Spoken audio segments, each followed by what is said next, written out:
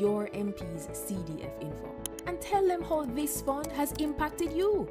If you don't see your MP's CDF reports, then put them under little pressure, man. Call, tweet, email. Ask them when they'll submit it and when is the next CDF meeting. Change is possible. It's already happening.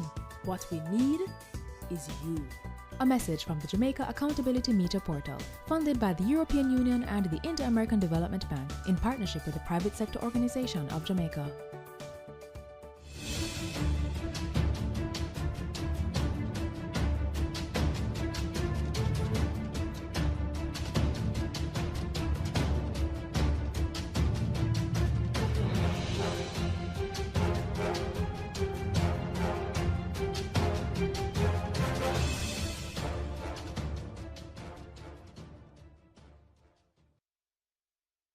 Maintenance of true religion and justice, the safety, honor, and happiness of the King, the public weal, peace and tranquility of the island, and the uniting and knitting together of the hearts of all persons and estates within the same, in true Christian love and charity, one towards another, through Jesus Christ our Lord.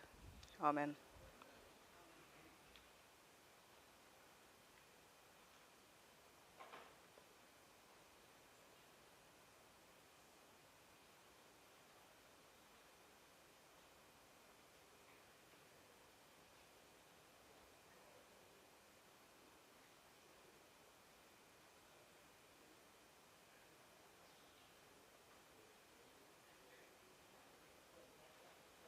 You may be seated.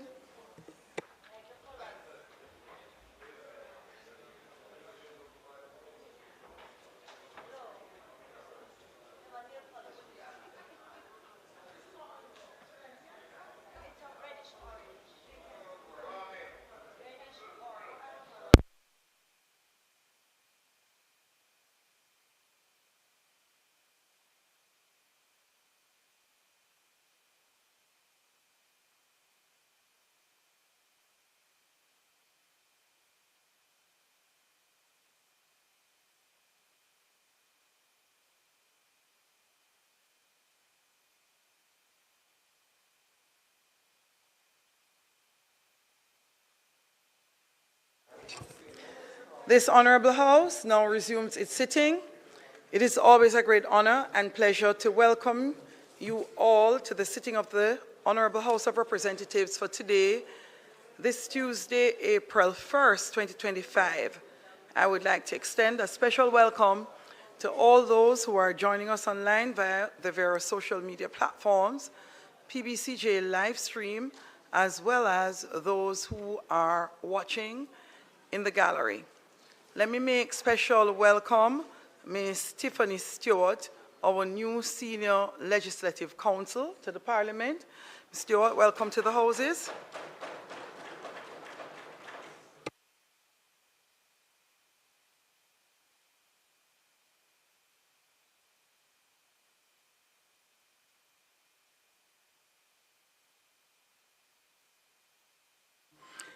George Alini Senate UWI has approximately 30 attendees who should be joining us today, along with 2 of their teachers.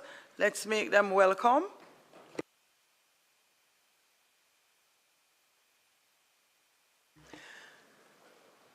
Call of the roll.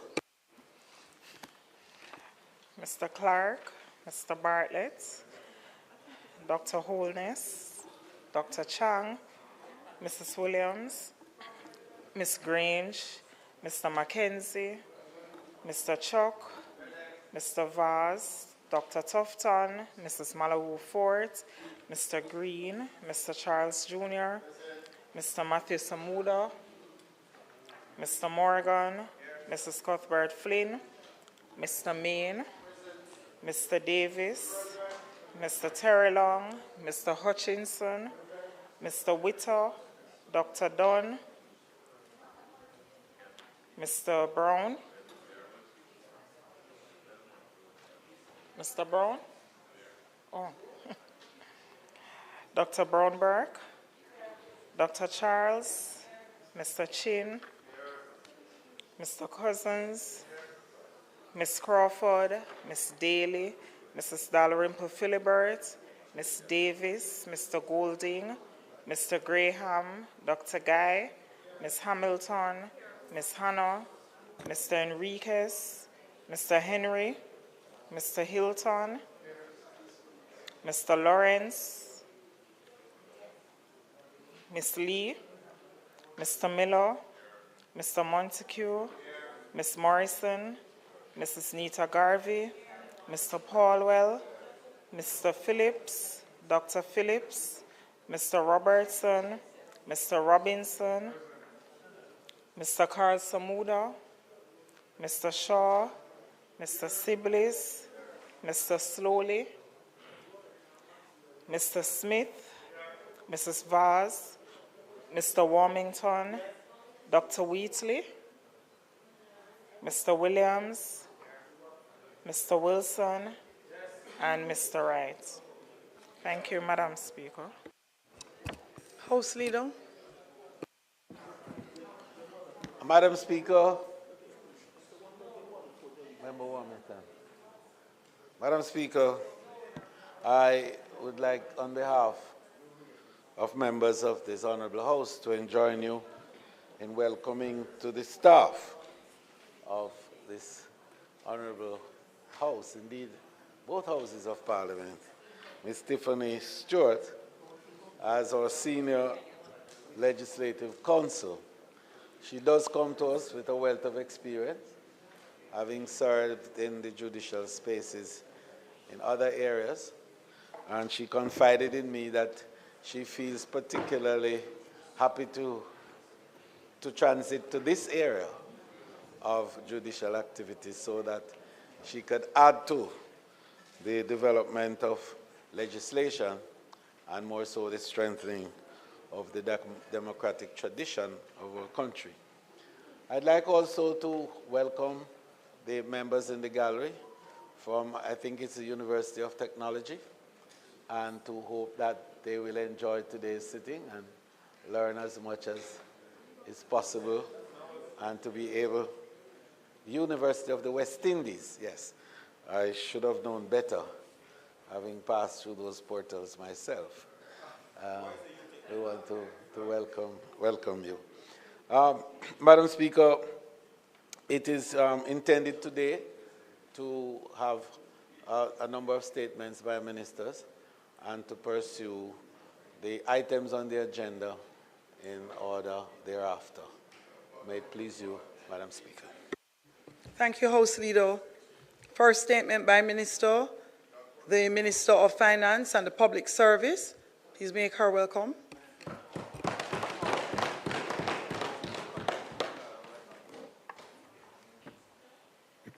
Thank you, Madam Speaker. Madam Speaker, in January 2025, we announced a special arrears settlement program aimed at relief for taxpayers of any unpaid interest, penalty, and surcharges on tax types, including education tax, corporate income tax, individual income tax, pay-as-you-earn, special consumption tax, general consumption tax, asset tax, and partnership income tax. This was to encourage taxpayers to pay their principal amounts by the deadline of March 31st, 2025. At the time of the announcement, it was also in recognition of the significant weather events we had with the Category 5 Hurricane Beryl and Tropical Storm Raphael that left many businesses and individuals in a state that required rebuilding. Madam Speaker, we're pleased to announce that at March 31, 2025, our assessment showed that the program has been very successful in collecting over $10.5 billion, surpassing the $10 billion target, and thereby indicating a willingness by taxpayers to pay their principal taxes and to benefit from the waiver of interest, penalty, and surcharge. The 10.5 billion payment of principal taxes will result in approximately 12 billion of interest and surcharge waivers, interest penalty and surcharge waivers. It should be penalty. While there is still a very large amount of principal, interest, penalty, and surcharge arrears on the accounts, the Special Arrears Settlement Program has been an effective way to reduce the stock of debt on the books of TAJ.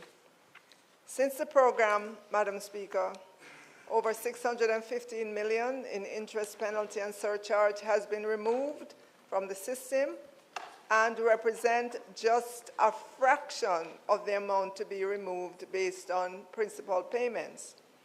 The TAJ is configuring its system to automatically remove the qualifying interest, penalty, and surcharge by the end of April 30, 2025.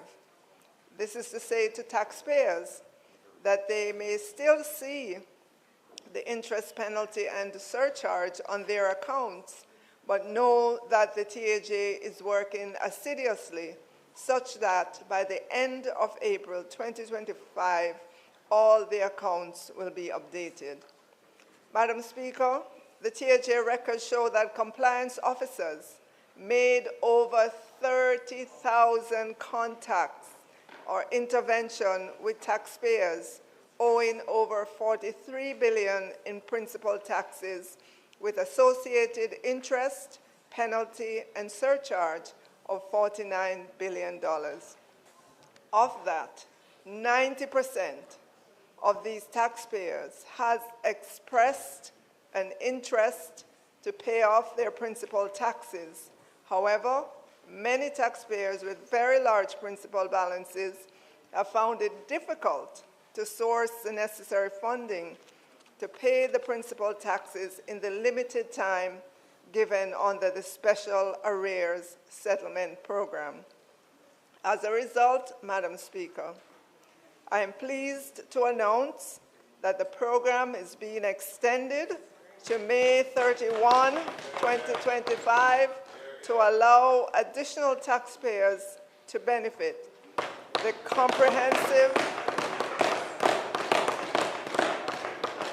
comprehensive public awareness program and compliance activities that supported the waiver program will be continued. I want to say thank you to the entire staff at TAJ, especially the compliance officers who made contact with over 30,000 taxpayers. We greatly appreciate the work that you are doing. To Jamaicans all, we know that you understand the importance of the government collecting taxes so that the government is therefore better able to provide all the services that you, our citizens, need. In a recent survey, you expressed your understanding of why the government has to collect taxes. These statistics affirm your knowledge of the likely implication that affect us all. And in that survey, when asked about the consequence of low tax collections, meaning what are the implications when TAJ does not collect taxes, 91% said the health of the economy is negatively impacted when TAJ does not collect taxes. 89% said the ability for government to pay for social amenities is reduced when TAJ does not collect taxes. 89% also said there's an inability to service the country's debt when TAJ does not collect taxes. 87% said an inability to invest in infrastructural development when TAJ does not collect taxes. 89% said inability to pay the salaries and wage of public sector workers when TAJ does not collect taxes. 72%, Madam Speaker, recognized that if TAJ does not collect taxes, then there is likely to be an increase in tax rates. 88% said an inability to establish an optimal budget for the country, and 78% said a consequence of low tax collection is increased tax burden on those who pay taxes. Madam Speaker, Jamaicans understand their obligation. Madam Speaker, I'm also pleased that the following tax offices were opened this past month-end Saturday.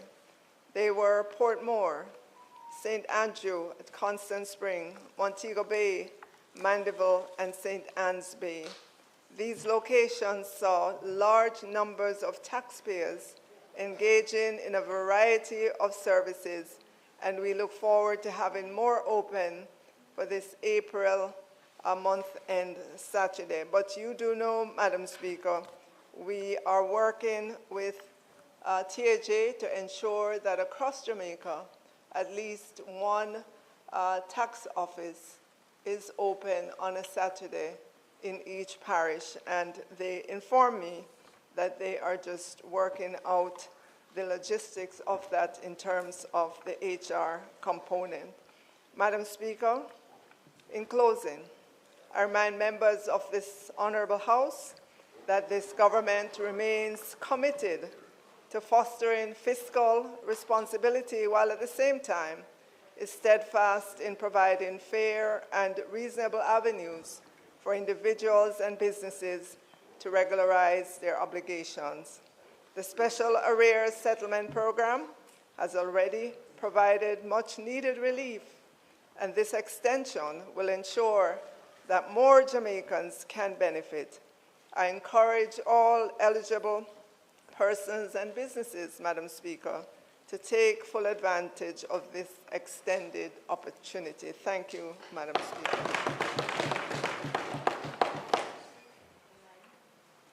The member from St. Andrew Southeastern. Thank you, Madam Speaker. The opposition takes no issue and supports the measure to extend the period by which persons can make outstanding payments. Positive about that. Positive about that. You know, you haven't left your constituency in about a year, you know. So, Madam Speaker, to the Minister, two sets of questions. Could you indicate the total amount that is owed by taxpayers? And I don't know if you could segregate principal versus the penalties and the surcharges. And secondly, if you have an approximate number of the distinction between corporates versus individuals in terms of who owes what.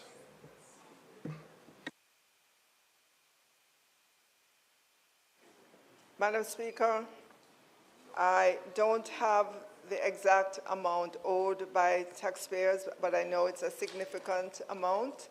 And I believe the last time I looked, it was quite large, maybe well over 200-300 billion in terms of principal amount. Billion. And corporate versus individuals, I don't have that breakdown with me. Thank you. House Leader. Madam Speaker, the Minister of Finance has another statement to make. Would ask you to invite her to make that statement at this time.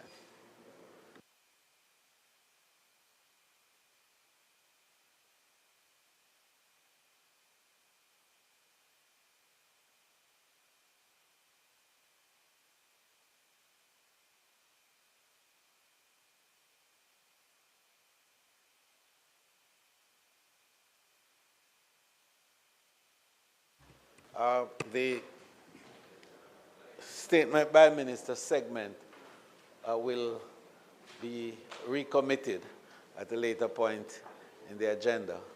I therefore ask that to proceed with the agenda as before us. May it please you.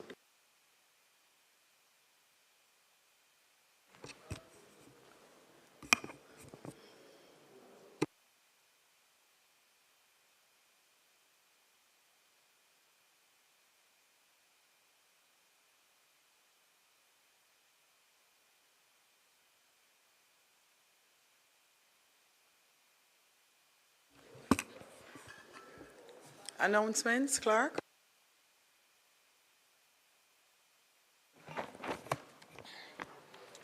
Laid on the table of the House are the following: annual report and audited financial statements of the Jamaica International Free Zone Development Limited for the financial year 2019-2020. Annual report and audited financial statements of the National Water Commission for the financial year 2020-2021. Ministry paper number 12 of 2025 entitled Subscription to the 2018 International Finance Corporation General Capital Increase. Quarterly report of the Independent Commission of Jamaica for quarter 4 of 2024, reflecting the period October to December 2024. And finally, the Auditor General's Department certified appropriation accounts under head 06000 from the Minister of the Office of the Services Commission for the year 2015-2016. Thank you, Madam Speaker. Bills brought from the Senate. The following is a message from the President of the Senate. To the Honorable House of Representatives, I have the honor to advise the Honorable House of Representatives that on the 28th day of March 2025, an act to apply a sum out of the consolidated fund to the service of the year ending on the 31st day of March 2026, and to appropriate the sums granted in this session of Parliament was passed in the Senate without amendment. The Honorable Thomas Tavares Finson, President of the Senate. Petitions, papers, reports from committees.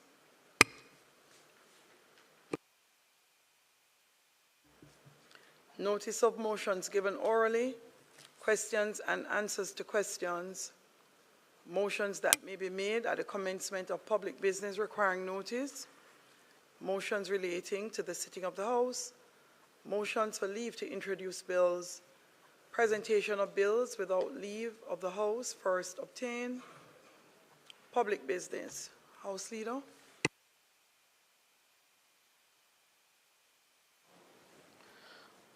Madam Speaker, the item that I had asked relating to statement by ministers, which I would seek at a later point for us to have a recommittal of. The ministers are not quite ready to complete their presentations. The Minister of Finance has a particular slide I understand that she wants to show in making the presentation, and it's a little delayed in coming. Minister, is that the slide? Oh, good. Well, the slide is here, Madam Speaker. I therefore ask for a recommittal of the item statement by ministers so as to allow the Minister of Finance to make her second statement. May it please you, Madam Speaker. House Leader, moment please.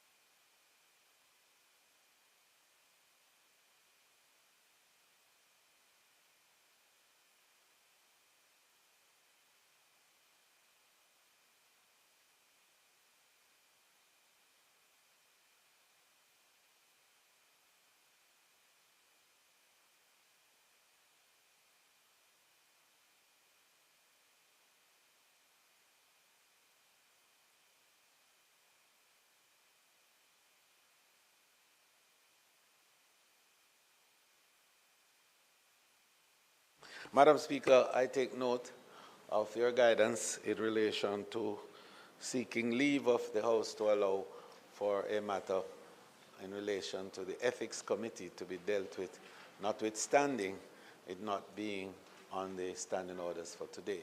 So may I please you to proceed in that manner, just ahead of the statement by Minister.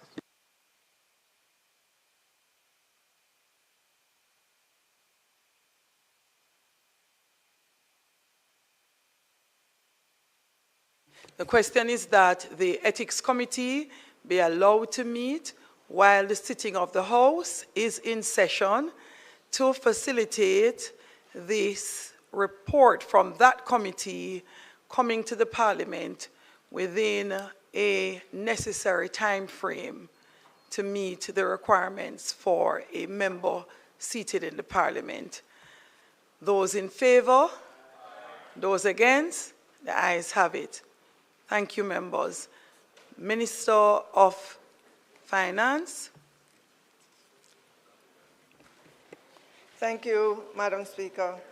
Madam Speaker, Staten released the quarterly GDP results for the fourth quarter or the December quarter of the calendar year 2024. Madam Speaker, as you know, GDP growth is a much followed number as it gives an indication of a nation's economic health, allowing policymakers, businesses, and investors to understand and make informed decisions about economic performance and policy. It is important for Jamaicans to understand that PIOJ and Staten provide us with quarterly and annual GDP figures. PIOJ provides us with an estimate of GDP growth earlier in the following quarter, while Staten provides a definitive GDP growth figure. Madam Speaker, while the GDP growth figure for the December quarter is negative 0.8%, it is significantly better than the estimate PIOJ thought that we would have experienced, which is negative 1.8%. PIOJ has indicated that the areas of variation were primarily in wholesale/retail and tourism. This means those sectors did better than anticipated. If I could get a chart up on the screen, you will see a distinct V-shaped recovery following the devastation of Hurricane Beryl in the third quarter of 2024 and the follow-on negative impact of Tropical Storm Raphael in the fourth quarter of the calendar year 2024. This chart, Madam Speaker, shows GDP growth seasonally unadjusted, meaning year over year. So we're looking at fourth quarter 2024 versus fourth quarter 2023. There's another way, Mr. Speaker, that Staten also represents GDP growth, and that is seasonally adjusted, which compares, for example, the fourth quarter of 2024 versus the third quarter of 2024. And that chart looks quite different, Mr. Speaker. You can see, well, if the charts were going, Mr. Speaker, you could see the recovery in other areas as well. You would see a chart that shows the recovery in mining and quarrying from a deep decline of negative 17.4% in the third quarter and the significant improvement since then. Likewise, Madam Speaker, in the hotels and restaurant sector, the recovery is quite evident there as well, moving from the negative 4.9 to a significantly smaller negative of 0.3%. Madam Speaker, as a government, we remain committed to our growth agenda, which we know is sometimes disrupted by devastating weather events, and that is why our efforts over several years to build buffers to help protect this nation and our budgets are so incredibly important to maintain. Mr. Speaker, we continue to build Jamaica, land we love. We all choose Jamaica. Thank you, Mr. Speaker. Thank you, Madam Speaker. The member from Southeast, St. Andrew. Thank you, Mr. Speaker. The figures confirm today what I think most of us knew, that we've had 2 negative quarters of growth. From your own chart, the one before, you would notice that we have had a pretty steep decline from 2020 in the growth rate. While positive, there's been a deceleration all the way up to just before Hurricane Beryl hit us.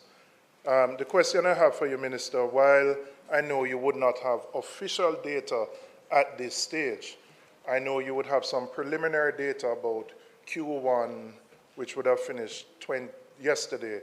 And if you could indicate whether, from your preliminary data, whether Q1 2025 is pointing in a positive direction to take us out of negative growth or not. And really it underscores the need to accelerate the growth-inducing strategies to ensure we can spend the capital budget in a timely manner, which we haven't done for the last 3 years, and to ensure that the other measures to release capital to the MSME sector, etc., are done so that these numbers can improve. Because, as I said, notwithstanding the shock, the first chart shows a steady decline over the last 3 years, which would have put us in negative growth with or without Hurricane Beryl. So if you could indicate, as I said, I know you wouldn't have final numbers, what Q1 2025 is looking like.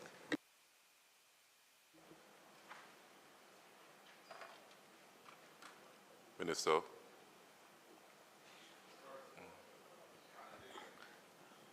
Mr. Speaker, I must take note of your glasses. Thank you, House Leader. A very strong statement is being Absolutely.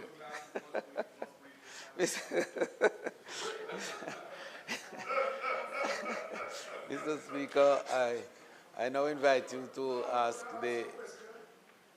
Oh, you did? Oh, I'm sorry. Minister. Mr. Speaker, the last time PIOJ presented, which again, PIOJ gives us a preliminary estimate, they anticipate that we would return to economic growth in the January to March quarter 2025 with projections within the range of 0.1 to 1%. Thank you, Mr. Speaker. Thank you. I now invite the Minister with our portfolio in the Ministry of Economic Growth and Job Creation with responsibility for water to make his statement. Sorry.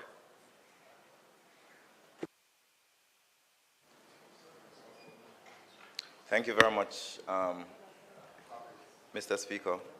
Copies are on their way. The Parliament is in possession of them. All right. Today I rise to essentially reaffirm the government's unwavering commitment to modernizing Jamaica's infrastructure and improving the quality of life for our citizens, ensuring sustainable economic growth. We are a government that delivers on its promises, one that is seized of the varied needs of our people and is taking decisive action to meet them. Through strategic investment, integrated planning, and efficient... Minister, just a minute, please. Why are you interfering with this speech and you know you're getting the copies? The copies are on its way.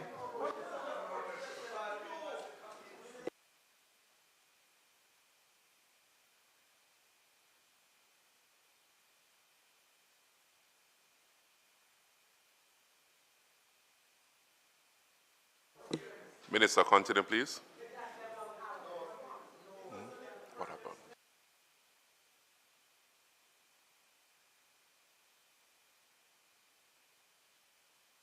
Mr. Speaker.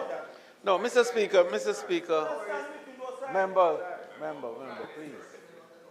Members, please, members. Member from Southwest St. Catherine. Thank you.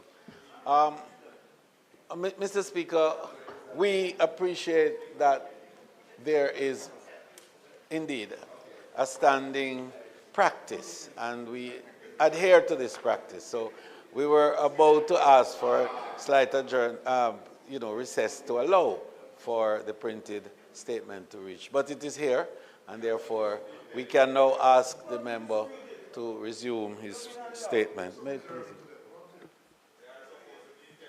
Minister, can you continue your statement, please?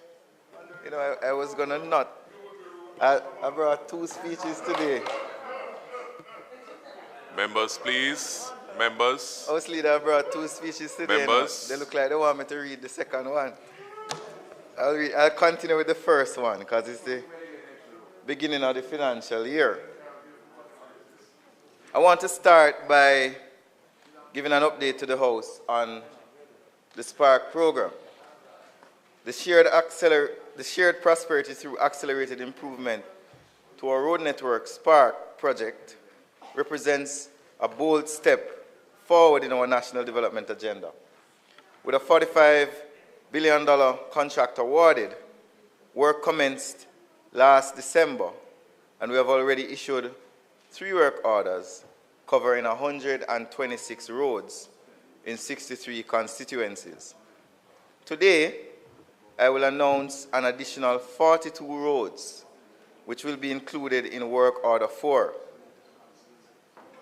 SPARK, as we all know on this side, will revolutionize road development and improvement in our country. The initiative will improve our economic efficiency, bolster our tourism appeal, and create employment opportunities. It is projected to generate over 13,000 direct jobs during construction, while delivering an estimated $1.3 billion in savings from vehicle cost reductions, enhanced service accessibility, and strengthened community connectivity. The scope of SPARK includes the rehabilitation of main, local, and community roads, addressing pavements, selected intersections, sidewalks, drainage, and retaining walls.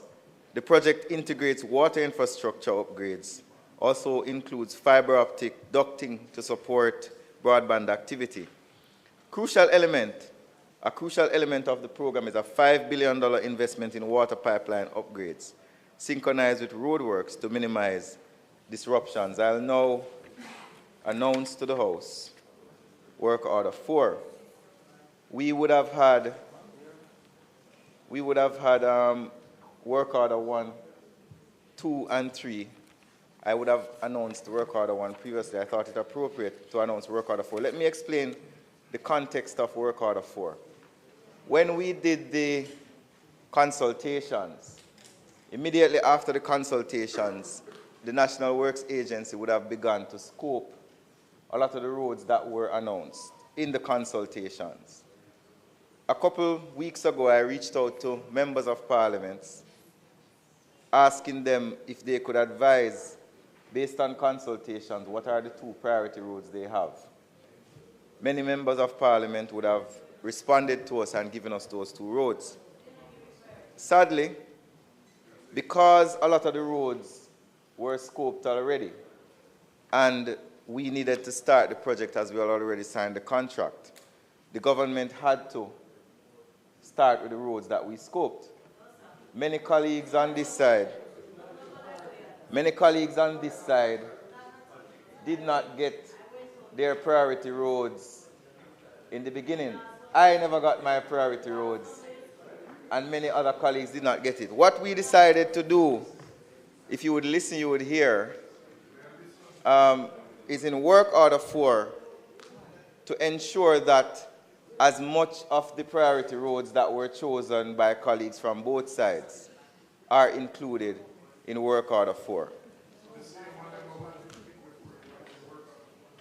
I'm announcing them now, most of them, because the previous 3 work orders were the roads that were scoped and were ready to give to China Harbor.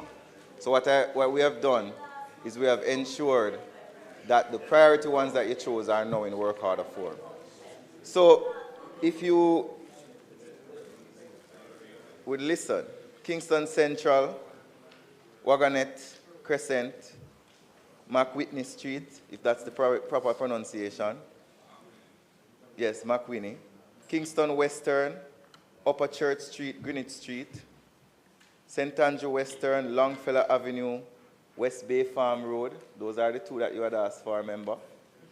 St. Andrew Eastern, Tavern Crescent, Confidence View Lane. St. Andrew East Rural, Middleton Settlement, and 2-3 to Jack Allen, and turn off to Freetown.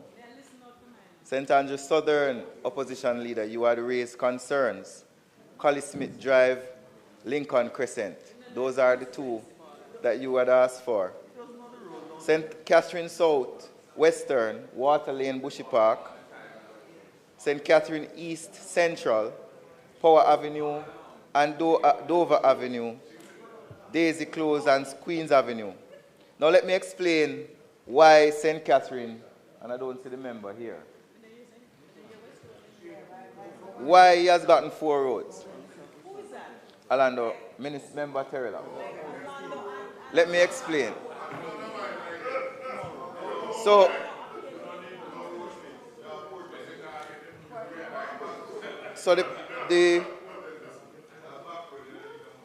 the reason he has gotten them is that his roads, some of them are 100 meters long.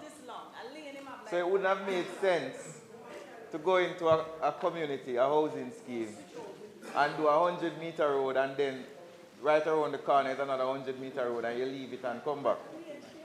And you leave it and come back. So because his roads are 100 meters, 150 meters long, we decided to do 4 of these small roads. And the St. Catherine Northeastern, Facey and Coolshade, St. Catherine South Central, Homestead Boulevard, St. Catherine Central, William Street and Eltham Boulevard, Manchester Southern, Ebenezer School Road, Top Road, Rose Hill, Manchester Northeastern, Mickey Pipe House Road and Heavy Tree Waterloo, St. Elizabeth Southeastern, Broomfield and Queensberry, St. Elizabeth Southwestern, Slipe. The member was very adamant that Slipe needed to be repaired. Fuller's Wood to Slipe to Frenchman. Wire Road. We have Westmoreland Western, Townhead, Hanover Eastern, Claremont, Hanover Western, Richmond to Cocoon, and Akenish to Clifton. Trelawney Northern, Samuel Prospect, and Road 22, St. Anne Southwestern, Hamerton to Greenhill, Portland Western, White River, and Commodore. Let me tell members, and members need to understand. This is the 4th work order since February. That's a lot. We are issuing a work order every week. So work order 5. Work order 5. We will be announcing work order 5 in about next week, which will carry another tranche of roads for members. Great work. I wish to move on now to the South Coast Highway Improvement Project. So the Southern Coastal Highway Improvement Project is another testament to our commitment to infrastructure development. A $575 million project. I can announce today that the project is 96% complete, with 2 major components, Part A, Maypens to Williamsfield Toll Road, and Part B, Harborview to Yallas Bridge, covering 7.4 kilometers of a 4-lane highway already open to the public. Works are progressing on the Yallas to Port Antonio and Morant Bay to Cedar Valley legs, which span 123 kilometers of 2-lane roadway. I want to jump to a very important announcement, which is the Port Antonio bypass. The government is prioritizing a $81 million Port Antonio bypass project to improve travel efficiency, reduce congestion, and support regional economic growth. Working with the Ministry of Finance to secure funding and expected to commence in the second quarter of this financial year, the bypass will span 7 kilometers with a 4-lane design and will provide an alternative route to ease congestion in Port Antonio. Each lane will be about 3.5 meters wide. The bypass and Port Antonio, well, Port Antonio is a critical hub for tourism and agriculture, but suffers from chronic traffic congestion, unsafe pedestrian conditions, and limited connectivity. This project will play a key role in the regional development by unlocking economic potential and enhancing mobility. The Cabinet will, on Monday of next week, contemplate the Port Antonio bypass, and I'm confident that it will have the support of the Cabinet so that it can commence in short order. Also want to speak about the bridge program. Colleagues would have been very concerned about the state of our bridges. Jamaica has 800 bridges, many of which are aging and require urgent repairs or replacement. To access this, to accelerate this program and to fix our bridge infrastructure, we have launched the accelerated bridge renewal process with the support of the Ministry of Finance. This bridge program is funded through a combination of recurrent and capital budgets and will be implemented over the medium term. We also have the priority bridge program, which will be dealing with critical bridges, some of which have already started. We can announce that the Troy Bridge is over 50% complete, which is a $230 million investment. The Spring Village Bridge is at 5%, which is a $250 million investment. The Craig Mill Bridge in Portland, valued at $170 million, is in emergency procurement, but a footbridge is to be constructed at a cost of $30 million. Southwood in Clarendon, Barham in Westmoreland, Guanaba Vale in St. Catherine have completed feasibility studies and are moving to the PIMS appraisal phase. The Mahogany Vale Bridge in St. Anne is being repackaged, in St. Thomas is being repackaged and retendered to facilitate completion. And we just awarded a contract of $30 million for some urgent repairs to the Alley Bridge. Hello? Cousins, you hear that? Can't complain no more. Just 10 minutes. 5 minutes. The member's time for speaking having been expired, I beg to move that it be extended sufficiently for him to complete his presentation. In the normal run of things, Mr. Speaker, you know I would have asked for a specific timeline, but the member assures me that it will be done within 5 minutes. May it please you, Mr. Speaker. Members, the request is on the floor. Minister. Minister. Thank you. Members, the request is on the floor for the extension of time allotted to the Minister. Those in favor? Those against? Ayes have it. You may continue, Minister.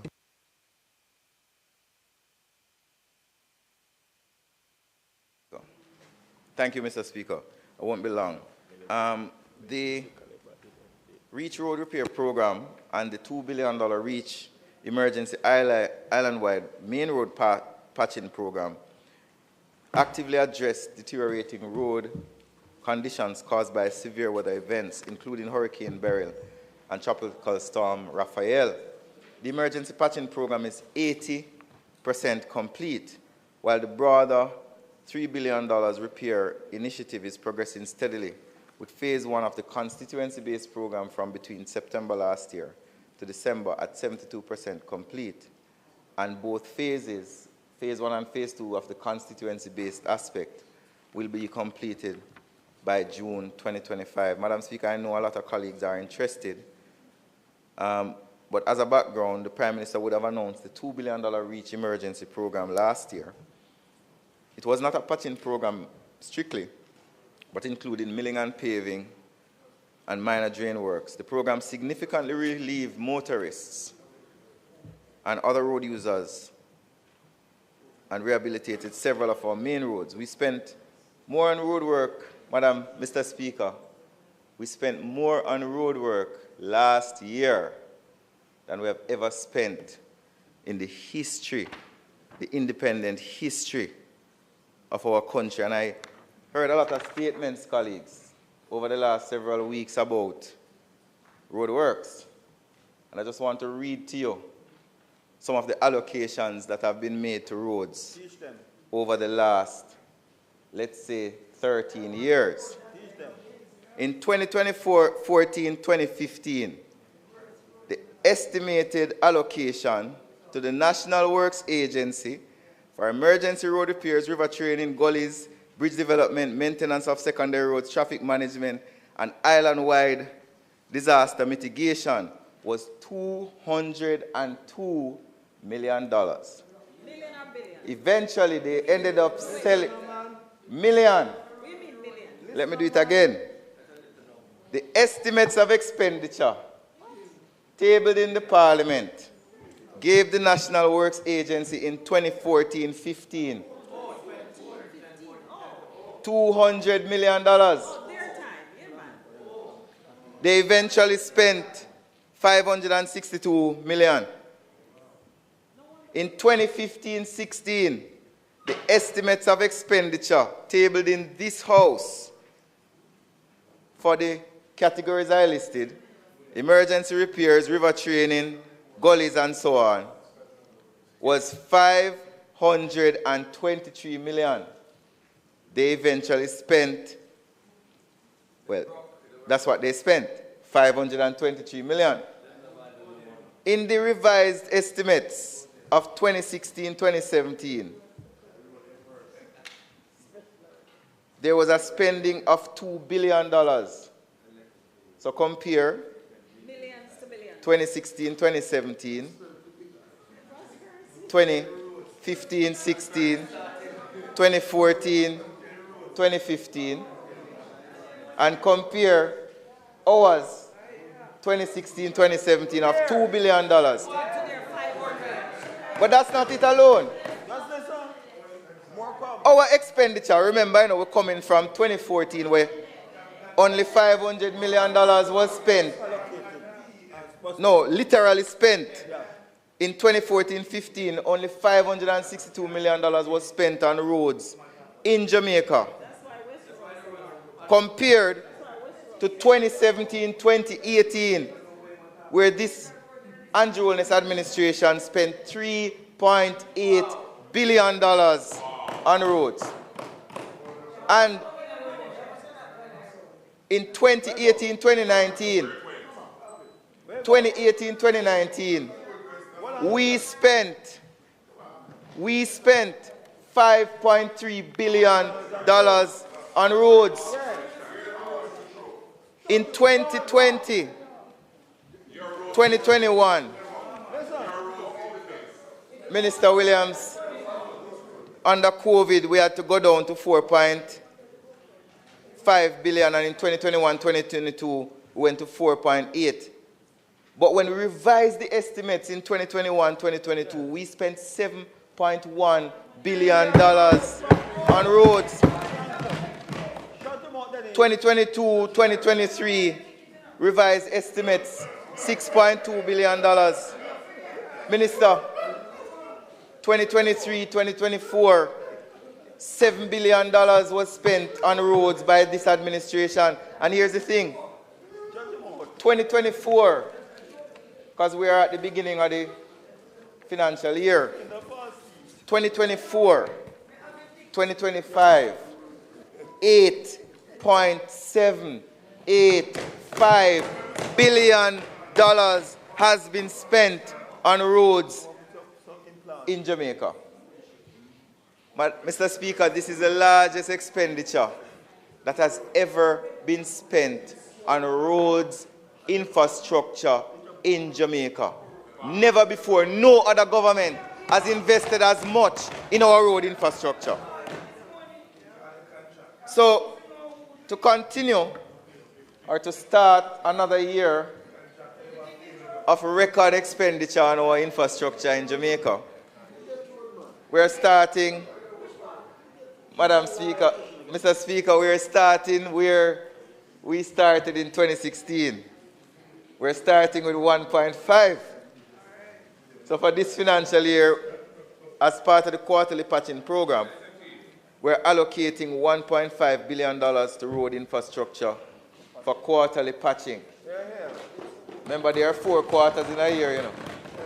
So if we're starting with 1.5, you can contemplate the other 3 quarters plus other monies that are slated. We will spend $1.5 million on road rehabilitation through our quarterly patching program over the next 3 months to continue the work we started last year under the REACH programs. We are going to rehabilitate community roads and also improve infrastructure. Mr. Speaker, we are building a Jamaica that is more connected, more resilient, and more prosperous.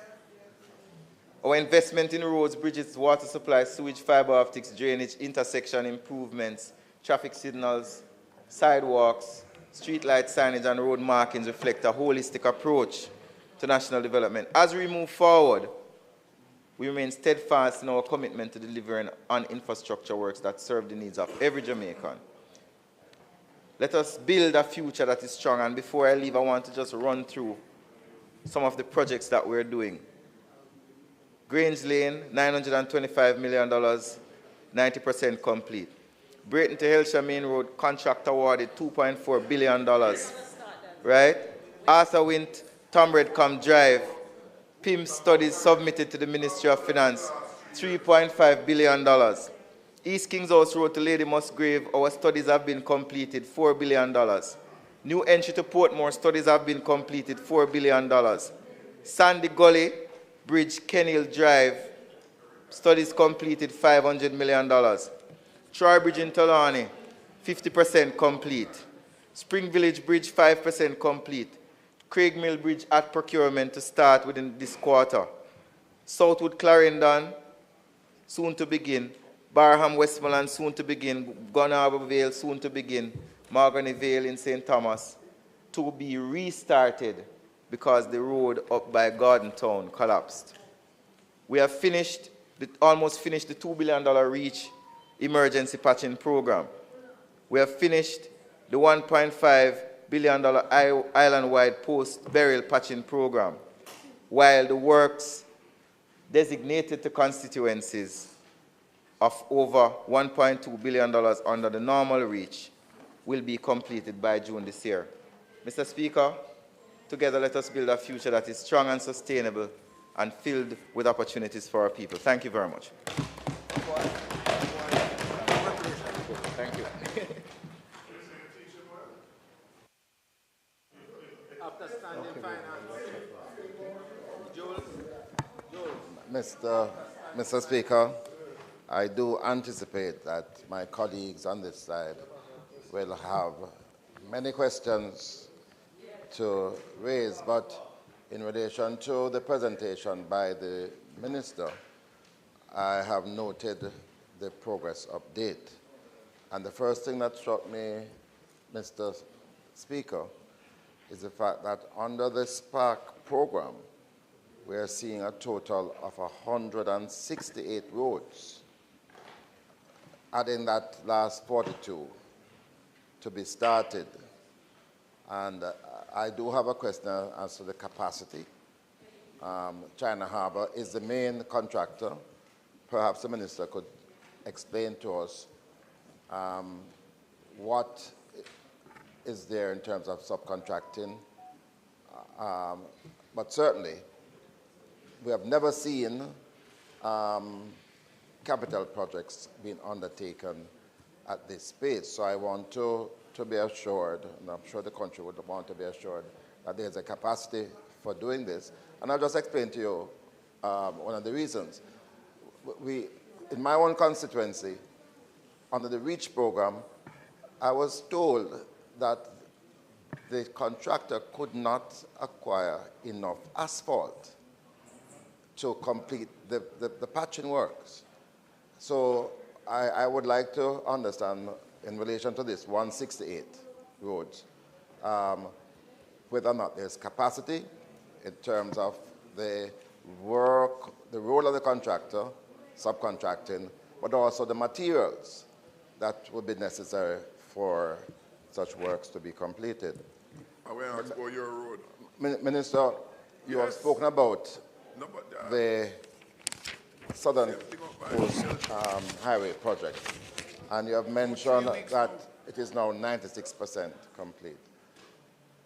Minister, every time I drive that side of the country, I'm seeing road repairs being done on that roadway, which should be now a new highway. Every time I go there, I see the road being repaired, dug up, and being repaired subsequent to what we thought was their completion. So the chaos continues there. But you've also mentioned today the Port Antonio bypass. And I don't wish to speak on behalf of the Member of Parliament over there, but I am sure that the experience that we would have gotten from the St. Thomas roadway, which created such chaos, dust, upheaval for the people of St. Thomas and Portland, would like to know what assurances are being given to this Port Antonio bypass. And just to be a little parochial, recently the Prime Minister did announce that as part of the Southern Coastal Highway project, that major drain problem on Harbour Drive would be repaired, and also a promise was given in relation to Windward Road. Can you say where the funds are for that? And then one other clarification. You just mentioned that 1.5 billion will be spent per quarter during this financial year. Huh? Well, can you clarify? You said 1.5. I heard 1.5. So it means that you'll be spending 6 billion for the year. Well, I am seeking clarification, and if you can explain how will those roads be identified?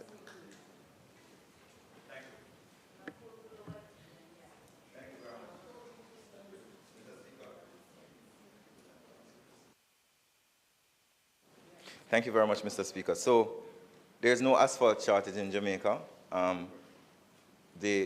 Before the REACH program was announced, the government engaged PetroJam, which is our main supplier of bitumen, which is the main component in asphalt, and they assured us and they provided us evidence of this source of asphalt. Now, I cannot speak for an individual contractor and his ability to procure asphalt when it's needed. What I can say is that there's absolutely no shortage, to the extent where we have to be exporting surplus bitumen to other Caribbean countries, earning us foreign exchange based on the amount that we have. So I can't speak to an individual contractor's capacity. I can only speak to the capacity of the state institution, which is PetroJam, and the enterprise contractor who has 4 asphalt plants and is engaging with other contractors who themselves have asphalt plants. You asked whether or not we had the capacity to do 168 roads, which is why it was an international tender.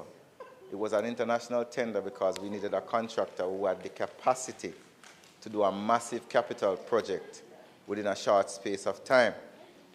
A part of the contract that was signed with China Harbour Engineering is that they have to engage local contractors. Now, we don't tell them which local contractors to engage, but based on discussions with them, they have spoken to us about some of the top grade 1 contractors across the island who have already been going around into various communities and examining roads that they have been assigned by China Harbour to do.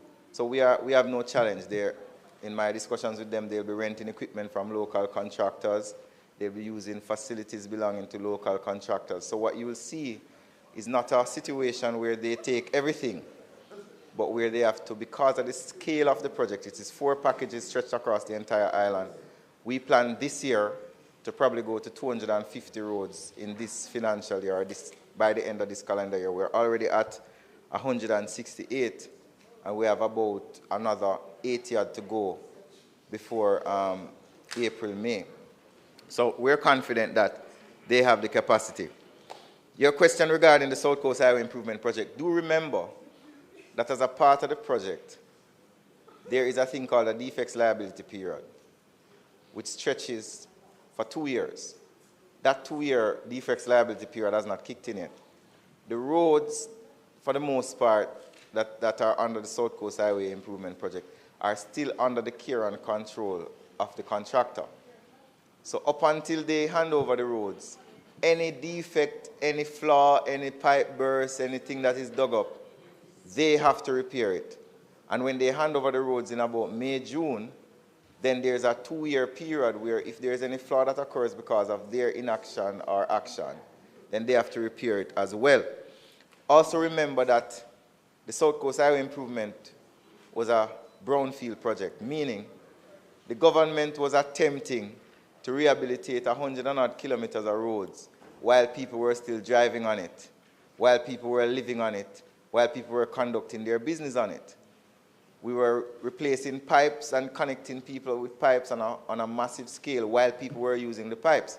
So it would have been expected, regrettably, that there would have been displacement. But I can guarantee you in my many trips to St. Thomas, in speaking to the people in Morant Bay, in speaking to the people in Yallas, even the people in Port Morant, where the road is not finished yet, they have expressed a significant amount of appreciation that this Andrew Holness government has put St. Thomas on the map. When I was going to the university, you can't even afford to buy land in St. Thomas anymore. When I was going to university, the Honorable Rex Nettleford said, I could connect it to the people of St. Thomas. The government of Jamaica under Andrew Holness has smaddified the people. We have made them in a smaddy, so nobody can look on them and say that them are nobody. We're legitimizing their land, their infrastructure. Port Antonio bypass. Unlike the St. Thomas Road, a lot of the Port Antonio alignment is greenfield, meaning it is not going to interfere with the general day-to-day business. There will be some small land acquisition that needs to take place that will displace persons. But because it is mostly a greenfield project, there will be less displacement than what happened under the general ship. The Harbour Drive is not under ship, it's under Spark. We had said that we would fix it under the Spark Main Road program. And the other one that you spoke about, Windward Road, I will research that and come back to you. I said that we're starting with $1.5 billion and we have 4 quarters, so imagine what we'll do for the rest of the year. I never said we're going to spend $6 billion. I said we're starting with $1.5 billion as we started in 2016 with 1.5. Thank you very much, Mr. Speaker. PM.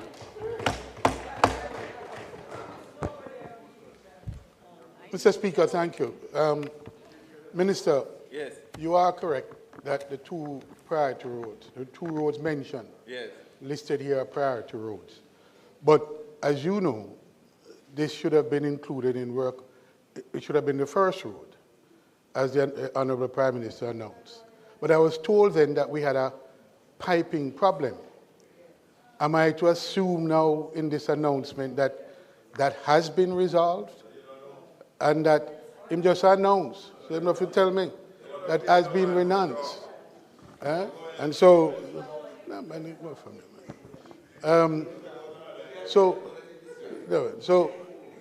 so am I to assume that that has now been resolved and that work order 4, it will ensure that that will go ahead? And the other issue is, you make mention of $500 million for Sandy Gully. I heard you, could you correct what I've heard? I thought I heard 500,000 or something like that. 500 million, whatever the number is. But Sandy Gully was mentioned. And you know that's a vexed issue, not only with me, but the people of Western St. Andrews. So what is that issue? What is the allocation for? And what is the scope of work that we can expect?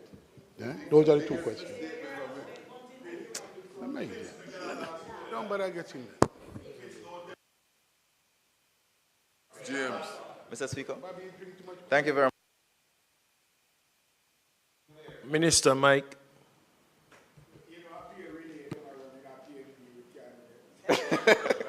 You would be aware, member, that the challenge we had in the beginning was we started a $40 billion program called Spark, and we recognized, based on our experience with the South Coast Highway Improvement Project, that the pipe program must run concurrently with the roadwork program.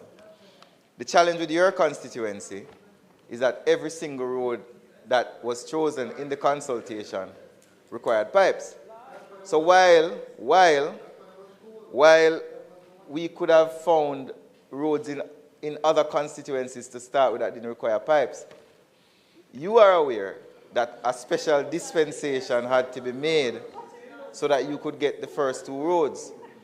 We have had consultations with the contractor, who is China Harbour, and the two priority roads that you have chosen are now on work order 4 because we have found a way to get the pipes in quickly. You asked a question about the Sandy Gully. I would prefer to call it the Sandy Gully and its tributaries, because our plan is not just to fix the Sandy Gully. Because, no, the Sandy Gully is a part of a network that was developed to drain Kingston of floodwaters. We want to do a massive capital project. Yes, it was developed in the 60s by the Jamaica Labour Party government. We want to do a massive overhaul of the Sandy Gully, and it is going to require a significant amount of pre-investment work for studies to be done, for analysis to be done, and so on. And then you cannot spend capital money without doing the proper thing. That's why we came up with the PIMSEC process. So the money that you see that we have announced is the pre-investment money to assist us in doing the procurement for the major overhaul of the Sandy Gully.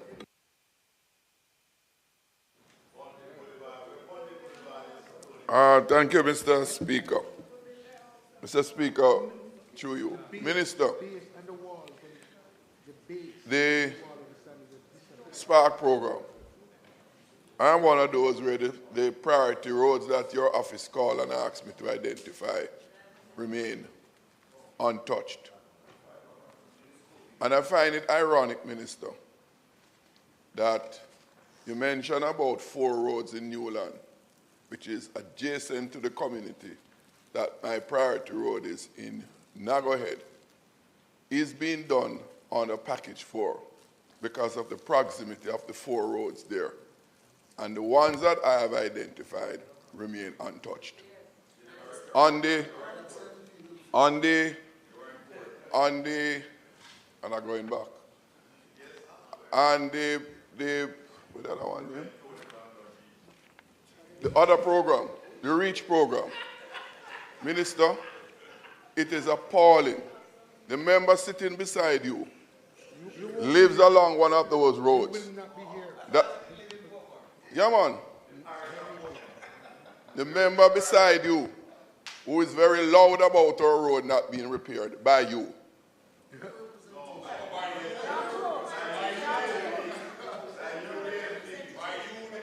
Mr. Speaker, Minister, at Standing Finance Committee meeting, I asked you about the Brayton, Dunbeholden to Spanish Town main road. And you told me that that is not an NWA road, which is not true. I spoke to the NWA and they confirmed that it is on their schedule, measuring 8.8 kilometers.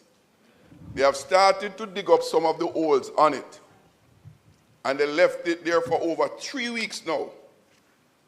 That happens to be a main road, the Brayton main road from the Elsha intersection through to Old Brayton, Dunbeholden, and Phoenix Villas into Spanish Town. That is a main road, not just serving my constituents. but it serves people who come off the toll road to connect to the bypass in Spanish Town. It is in a deplorable condition, and the people who you have working on it, they dig up parts of it and they leave it undone. Elsha Main Road, they have dug up some of those holes and left them there for weeks now unfinished.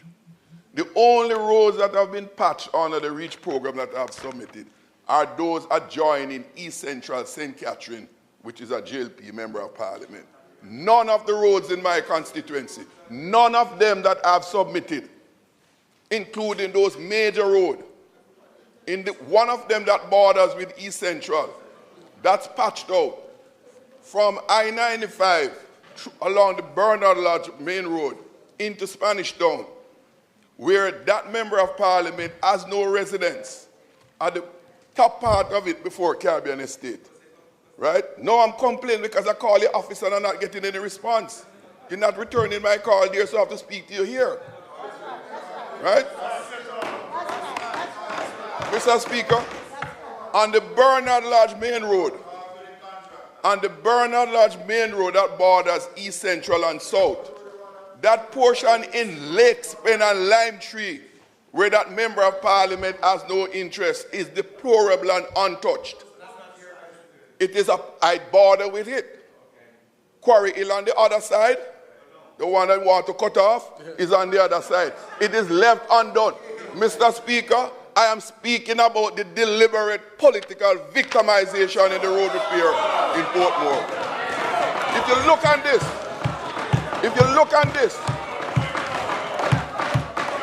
there are 3 constituencies in Portmore, and two of them are on this program, and the only one omitted in Section 4 is South St. Catherine.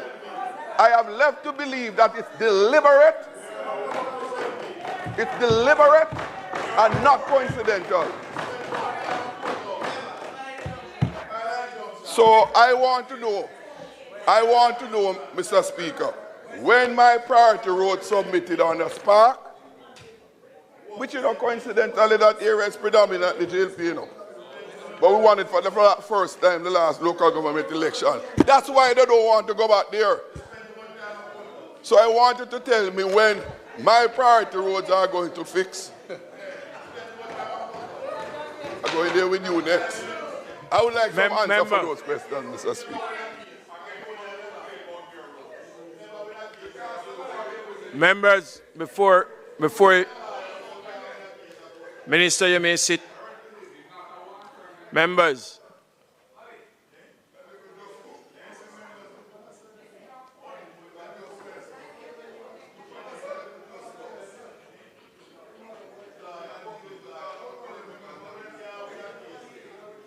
Member.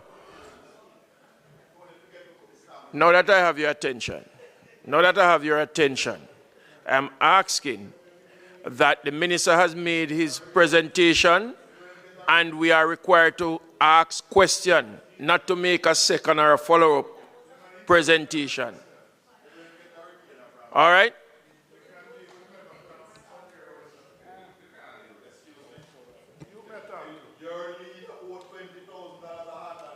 Oh my. Thank you very much, Mr. Speaker. No. So,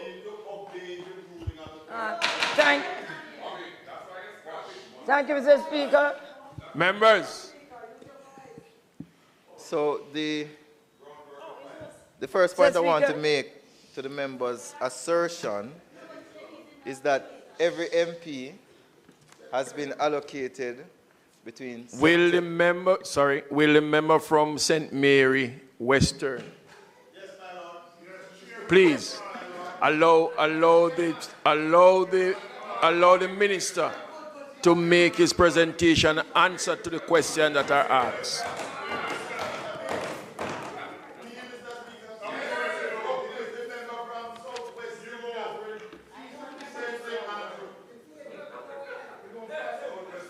Minister, you may continue. Thank you, Mr. Speaker. I want to say to the member from St. Catherine Southern that every MP in this house got the same amount of money on the reach. Every single member of parliament, including the minister with responsibility, got the exact same amount. $10 million last year, $10 million this year. The second point I want to make is, I do not choose the roads that are repaired. The roads that are repaired are chosen by the technical persons based on the quality and standard of the roads. So when you come here and you make accusations about politicization, you're not accusing me of politicization. You're accusing all the officers and civil servants of the National Works Agency of politicization. The other thing that I want to say to you,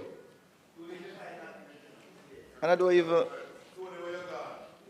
if I made an error with the designation of roads in Portmore, I will withdraw it. But the point I want to make is, a majority of the roads in Portmore are not NWA roads, they are parish council roads.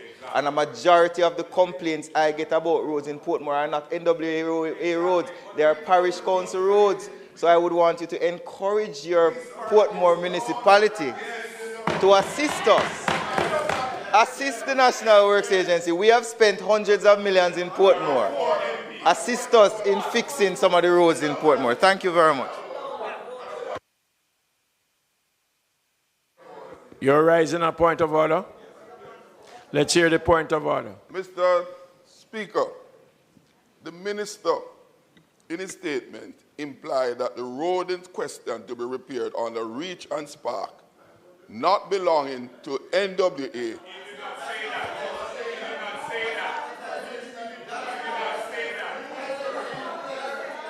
Mr. Speaker, let me complete. The minister indicated that the roads are predominantly local roads. That is true. But the REACH program and the SPARK program does not differentiate between NWA or local roads. So it is inapplicable.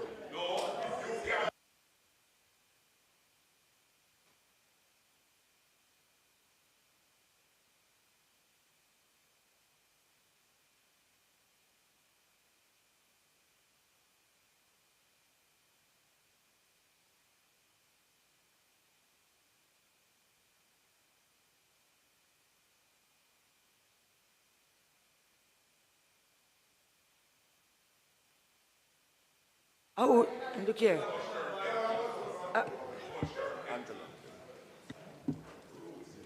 Thank you very much, Madam Speaker. Minister, just a couple of questions. I'm still not very clear on what you meant that the MPs would have chosen their priorities, sent them in, but that you would have started scoping. And can't hear. You just can't hear. Because of some secretary You is plural. You know that, right? You include you as minister, includes you with the agency that we're talking about. So you would have started scoping, which meant that when you came and asked us which were the two that we wanted as priorities, those would have differed from the priorities that were being scoped. Because that's really what, I don't understand that. I don't understand that because what that also does is set us up as members of parliament, because once we were asked, what are your two priorities of the 10 that you went to a consultation and arrived at, and we would have also have done some consultation. You know, that is what inclusive government would do, which now means that you having chosen two roads that are different now leaves us in another problem, right? So I want a little bit of understanding about how the priorities from your side differed from the priorities from the members of parliament. So that is one. The second is, Minister, Oakland Crescent was the #1 priority at our consultation. In fact, there were several individuals who came up representing that, even though they did not live on that road, but they were mindful of the condition. It was one of the roads that I had sent in of the two for priority. You sent back to say that that one wasn't going to be in it because of some issues, I think with some pipes as well. And therefore, we were looking at 2 others. And then I see a totally different set now that you are indicating to be done. So it's very confusing as to how we have come to make those decisions. And I think one of the questions I'd also like to ask as a follow-up is for roads like Oakland Crescent, what should, as Member of Parliament, what should I expect? As individuals living in and around the area, what should they expect in terms of that?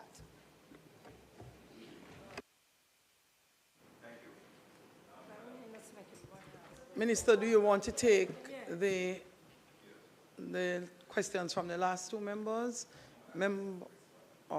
Okay, go ahead.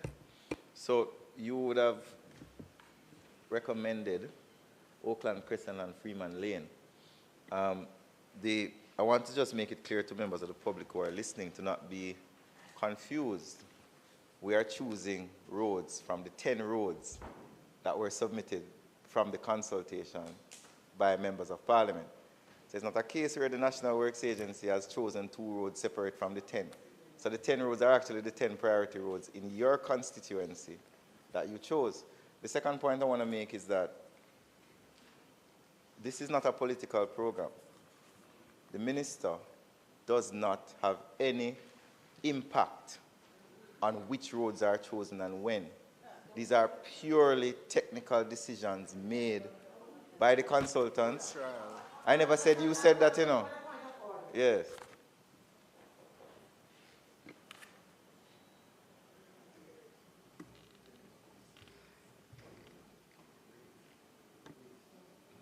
This one is on. Oh, thank you very much. The point of order, the member is misleading the House. When I asked my question, I did not suggest for half a second that it was a political program. So if he wants to make a clarification about what is happening, he should. But to frame it by saying that he doesn't want persons to be misled is imputing that I had been misleading. And that would be misleading the House and the public.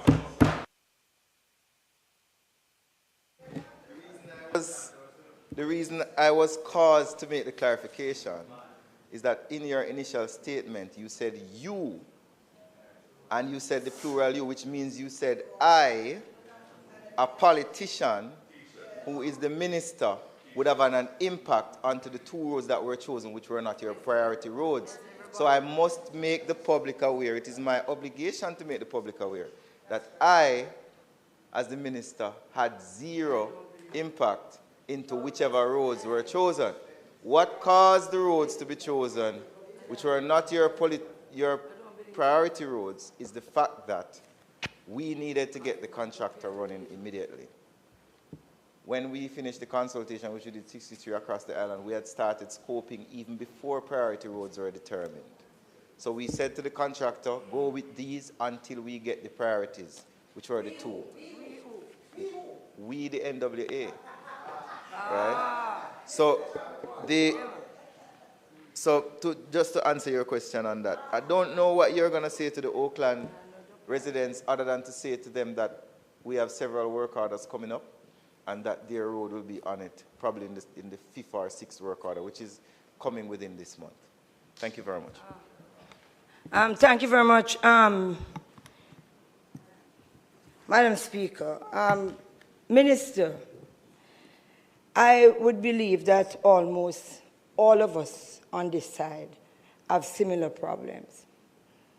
We did the consultations, and after the consultations were done, well, I don't know, because it looked like it's Duppy doing these roads, because all I can hear is not me, it's not he, and so I don't know who doing the roads. So probably it's Duppy doing these roads. Because up to now, I don't know, because the minister says he has nothing to do with it, and the NWA is saying it's not them. So I would probably love for you to tell me who they are. But, yes, no worry, you don't. Minister, I was asked to look at 2 out of the 10 priority roads. Am I getting your attention, Minister? Member Daly, and for the remaining members who would like to ask questions, we are still at statement by ministers. And therefore, you are to ask your question. Thank you very much, Madam. I will remind you to read the front of the agenda. Yeah. This is an important program, so latitude is being given. Please do not ask the same question again. No, and please stick to asking questions. Minister, thank you very much, Madam Speaker. Minister, I heard, I'm not too sure if it was you who made mention of the member from East Central St. Catherine getting 4 roads because the distance was very short. Now, the 2 that has been named for St. Catherine Eastern is extremely short. And I am wondering, Minister, that it is the same 2. So I'm going to ask of you if there is any difference between who get the shortest and who get the one that is not so short. Thank you very much.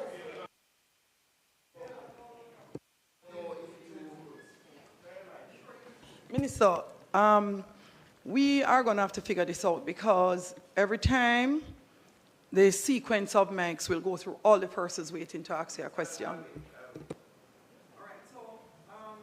I'm going to ask members to turn off all the mics, and there are questions from, all right, so, well, Member Robinson, turn yours on. You had a question as well, Member Guy. So you have 3 persons? All right. Members go.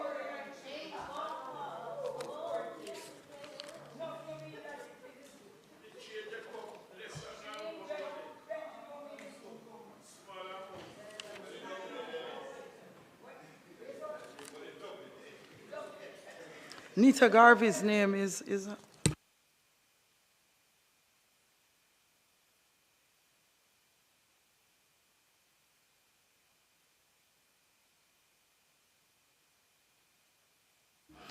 member from St. Catherine North Central. Yes, Madam Speaker, I'm asking the Minister if he would kindly clarify for me why it is that I would have contacted the ministry and a list of the roads, my 10 roads, which were chosen after consultation, were sent back to me indicating which roads could be done now and which roads could be done later.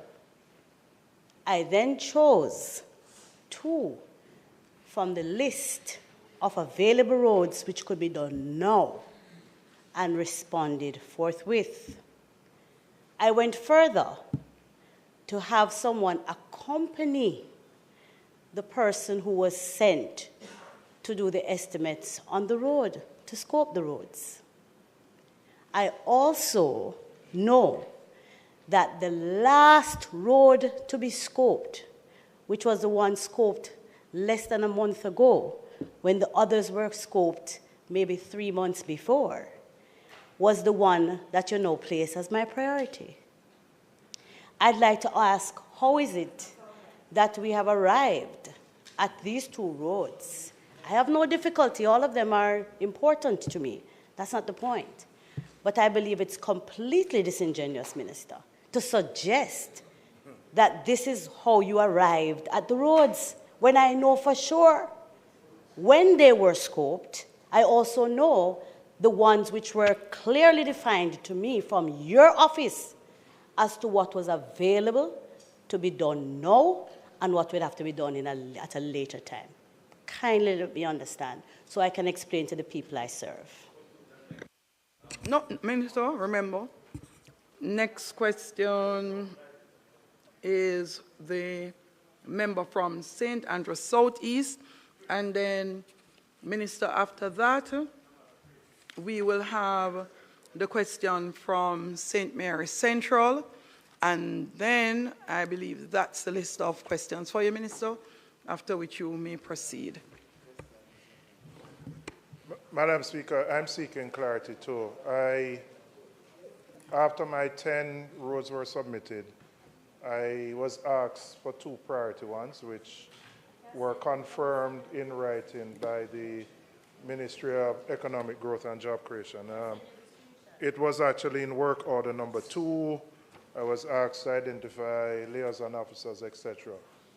What I'm asking is, can the minister state when those roads will start? I got very excited, probably a little bit too premature, and went and told the people that them road good now, because I have it in writing, and I see work order 3, work order 4.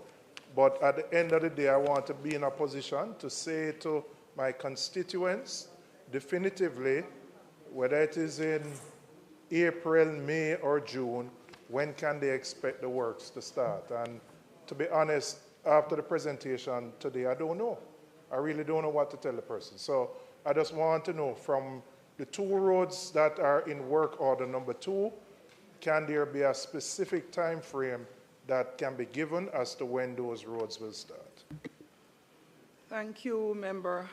Member from St. Mary Central.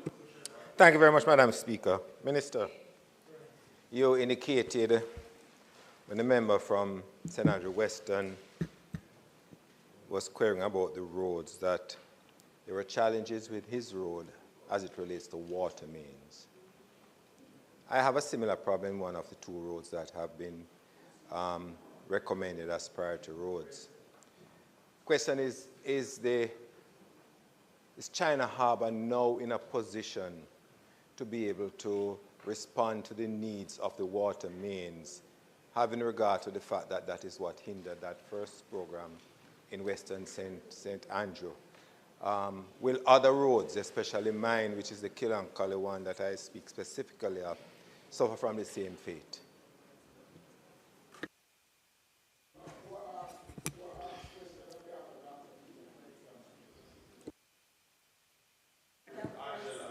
Thank you very much. Minister. Just to close off, the 2 is that you make mention of the members, the total amount that is going to be expended, but I have not heard of the distance. I want to know if it is the same distance or it's a shorter distance, because look here, I'm talking to the minister, please. You're not the minister, you don't know nothing about road. Madam, could you, minister, just give me, could you, my point of order, I would love to get the measurement.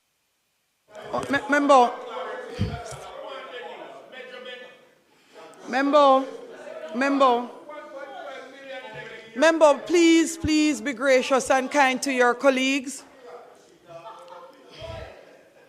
Member.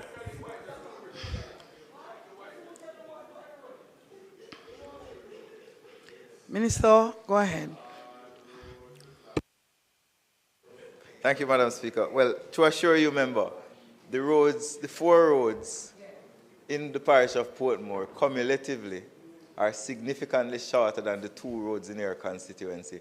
What I can do is I can get the NW. I don't think it's necessary, because your concern should be about your constituency.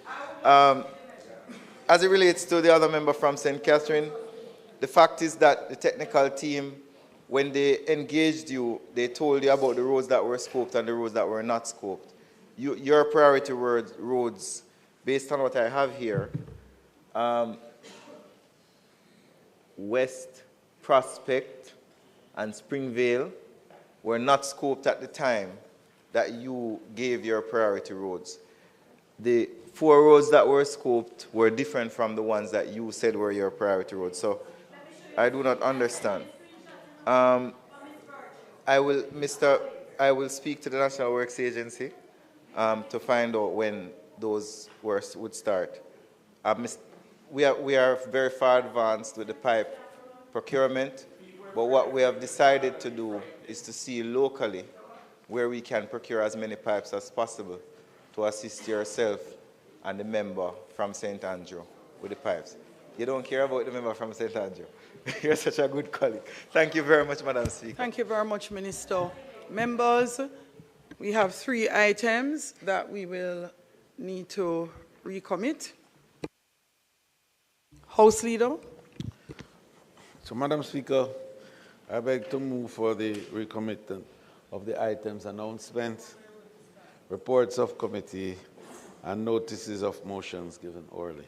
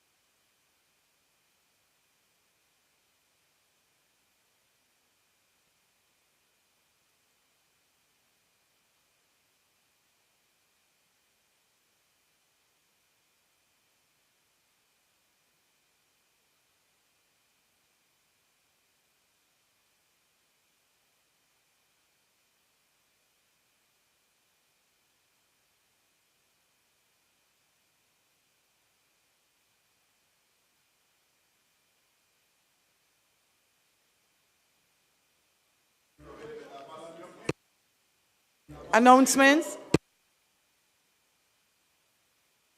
Announcements? All right. Laid on the table of the House is a report of the Ethics Committee of the House of Representatives on its deliberations on the motion for exemption brought on behalf of the Member of Parliament for St. Andrew, Northwestern. Reports from committees.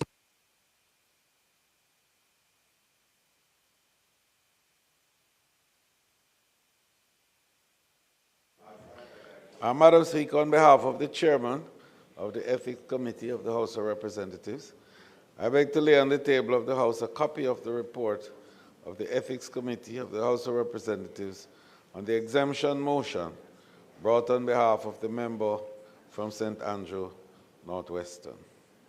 Thank you, House Leader. Notices of motions given orally. Madam Speaker, I beg to notice that at the next meeting of the House, I will move the following motion.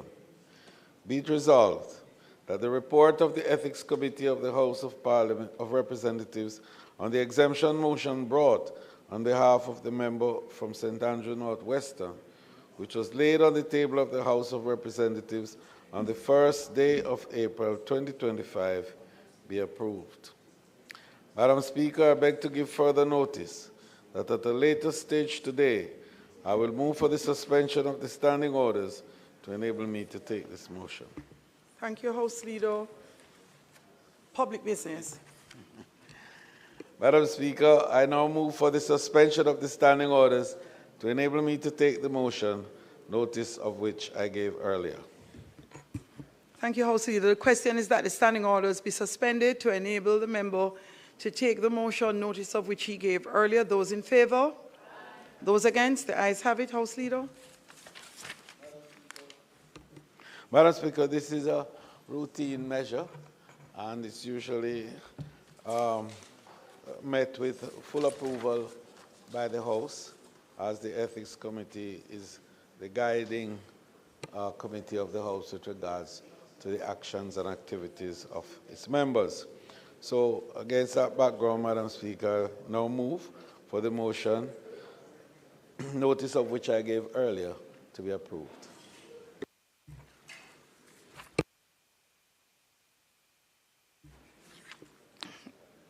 Those in favor? Those against? The ayes have it. House Leader. Madam Speaker, it's not intended to do any further business today. On the motion of adjournment, I just wish to indicate to members my appreciation for them to be able, in fact, to meet today, given how the energies that were exerted in the very powerful financial debate that took place on the appropriations bill for the month of March. In the normal run of things, Madam Speaker, we would have adjourned for a date to be fixed then, and the next time would be for the start of the sectoral debate. In this instance today, we are going to be adjourning for a date to be fixed, and we hope to come back to this House in short order to commence the sectoral debate after the Easter break. Madam Speaker, I beg to move, therefore, that this House be adjourned for a date to be fixed. With pleasure, House Leader. The question is that the House do now adjourn for a date to be fixed. Those in favor? Aye. Those against? The ayes have it. This Honorable House now stands adjourned.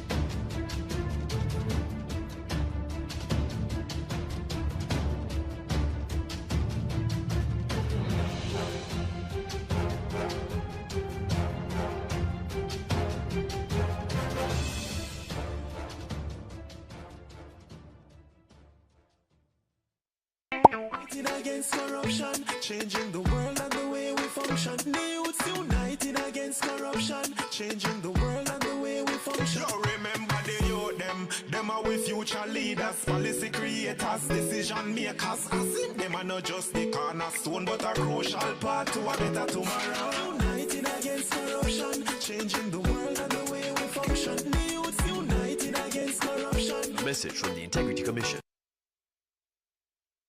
The following is brought to you by the Office of the Prime Minister. Your government is empowering you through education, training, and development.